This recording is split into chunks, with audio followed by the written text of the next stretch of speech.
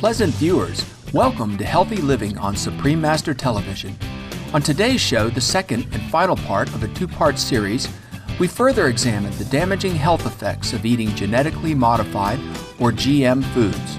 Genetically modified organisms, or GMOs, are living systems that have genes from other organisms inserted into their genomes through genetic engineering. We'll once again hear from Jeffrey M. Smith of the U.S., an expert on genetically modified foods and author of the international bestsellers Seeds of Deception and Genetic Roulette. Mr. Smith is founder of the U.S.-based Institute of Responsible Technology, which informs policymakers and the public about the hazards of genetically modified foods and crops. Widely regarded as the most prominent expert in the field, he has advised many world leaders and spoken to representatives from over 80 countries on GM-related issues. Last week, we learned from Mr. Smith that foreign genetic material inserted into food crops can be transferred into the bacteria living in our digestive systems with potentially harmful consequences. He also discussed the inherent dangers of interfering with the balance of nature and the effects this could have on human health. To gain a deeper sense of the possible damaging outcomes to our health and planet from this unnatural method of food production, it is important to understand the technology used in creating genetically modified organisms. Jeffrey Smith now gives us a snapshot of the process by which organisms are genetically changed.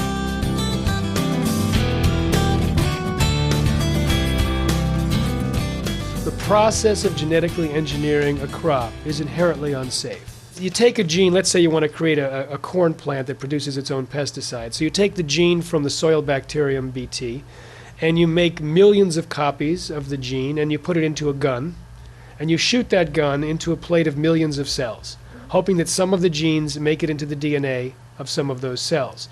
Then you clone those cells into a plant. Now the process of insertion plus cloning causes massive collateral damage in the DNA of the plant. 2 to 4% is different. There can be hundreds or thousands of mutations. And there's also a holistic effect. When you insert a single gene, up to 5% of the natural genes in the plant can change their levels of expression and produce too much or too little protein. What this does when you change that much in the DNA is that the RNAs can change, the proteins can change, and the byproducts of metabolism can change. So you could have increased levels of allergens, increased levels of toxins or carcinogens, or completely new allergens and toxins and carcinogens that have never been in the plant before. Now, these are not evaluated. We discovered that, there's a known allergen in soy called trypsin inhibitor, which is as much as 7 times higher in cooked GM soy compared to cooked non-GM soy. In one study comparing GM soy with the wild variety, the GM soy had an allergen that wasn't supposed to be there, and the people can react to a skin prick test to GM soy, but not to non-GM soy. The corn that they looked at after it was on the market, there's normally a gene in corn that's switched off. Well, it was accidentally switched on, and what does it produce? A known allergen. Both corn and soy produce lignin, which is a woody compound, but the process of the plant producing the lignin also produces a plant pesticide called rotenone, which is linked to Parkinson's disease. So GMOs might increase Parkinson's disease, but we don't know because, of course, they're not checking.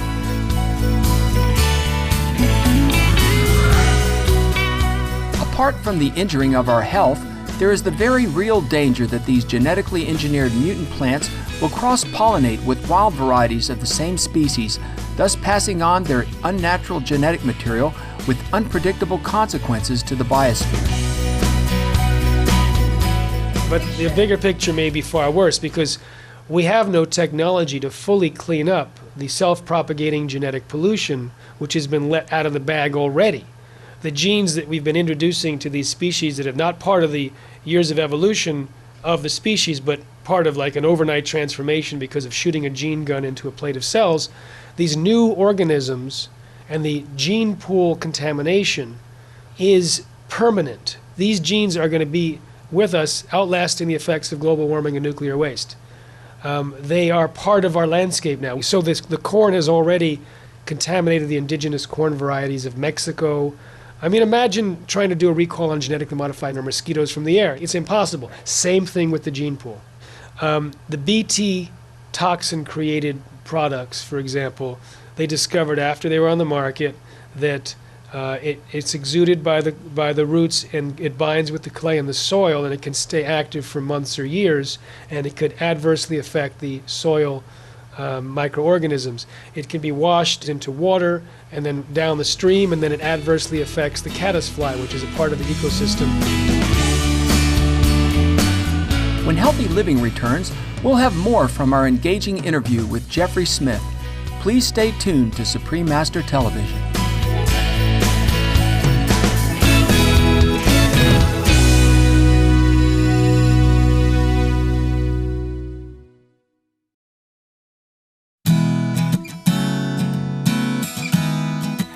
Welcome back to Healthy Living on Supreme Master Television, featuring a world-renowned expert on genetically modified foods, Mr. Jeffrey Smith. He now discusses the extent to which GM crops have become a part of the food supply in the U.S. Well, in the U.S., 91% of the soy is genetically engineered, 85% of the corn, 87% of the cotton, and a large percentage of the canola. Although canola is mostly grown in Canada, about 80 to 85% of the canola, and about 95% of the sugar beets. Now, the Hawaiian papaya, I would say the majority, and for zucchini and yellow squash, very little, but some. And also, it's a smaller percentage for corn on the cob. It's not 85% of corn on the cob, it's a smaller percentage. Fortunately, popcorn is not genetically engineered, so you're safe eating popcorn. The evidence continues to build that genetically engineered foods are a clear threat to public health, and Jeffrey Smith recommends proactive action by taking steps to avoid these unnatural products. When GMOs were largely introduced in 1996, 7% of Americans had 3 or more chronic illnesses. 9 years later, it was 13%. Food allergies doubled in less time. Food-related illnesses doubled 7 years from 94 to 2001. Autism has been on the increase, obesity, diabetes. There's so many things that can go wrong and do go wrong in the process of creating a GMO. On top of that, you have the Bt toxin. On top of that, you have the extra herbicides that we're eating because of the high residues in the crop. Any of those problems could easily have been associated with GMOs.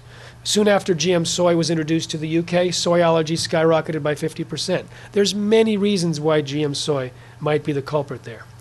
So I say, well, we don't have to wait around till the research is done. We can opt out of that experiment. And there's many doctors that are now prescribing non-GMO diets. To protect your health and that of your loved ones, it is important to choose GMO-free foods. As organic foods by definition are not genetically modified, an organic vegan diet is the best choice for enhancing strength and vitality, as well as bettering our environment.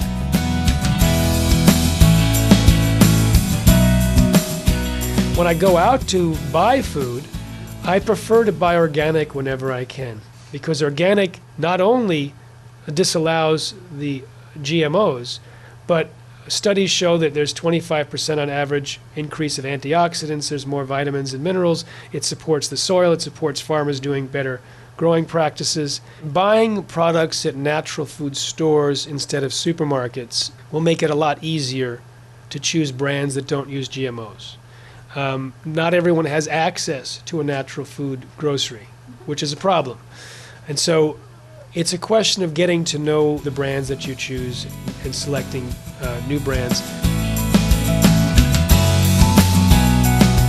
Apart from purchasing organic vegan foods, spreading the message that we as consumers do not want genetically engineered foods is also essential so that the agriculture industry and food manufacturers stop raising GM crops, thus making our world safer for us and future generations. Europe is a wonderful example where people demanded GMO-free foods, and major food companies quickly ended the practice of selling genetically modified products. I remember in Europe, within 10 weeks, the tipping point of consumer rejection had been achieved. The tipping point is a very powerful concept. A small percentage of people avoiding or doing a particular activity or action can influence the entire population. But it's particularly effective in making food choices with GMOs. Here's why. GMOs give no consumer benefit.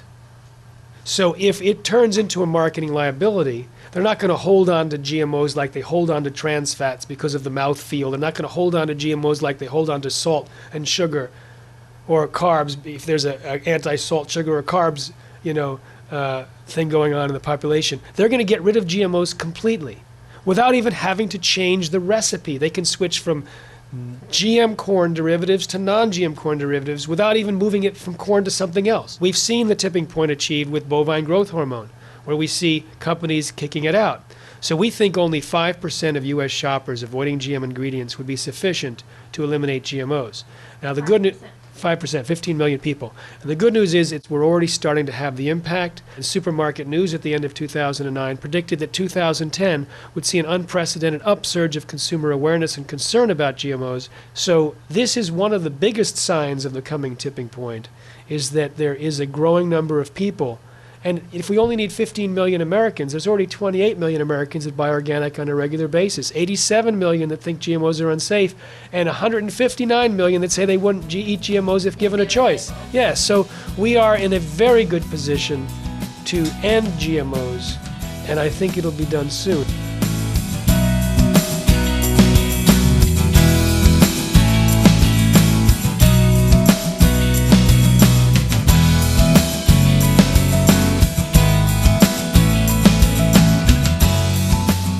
In closing, we would like to convey our sincere gratitude to Mr. Jeffrey Smith for all he has done to inform the public and governments across the world as to why natural foods free of genetic engineering are best.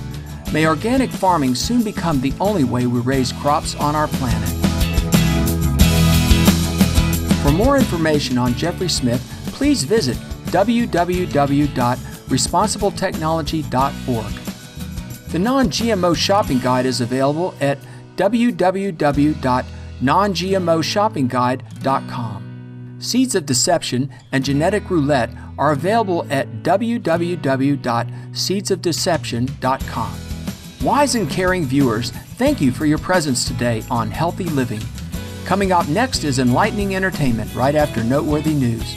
May the light of God always shine within us.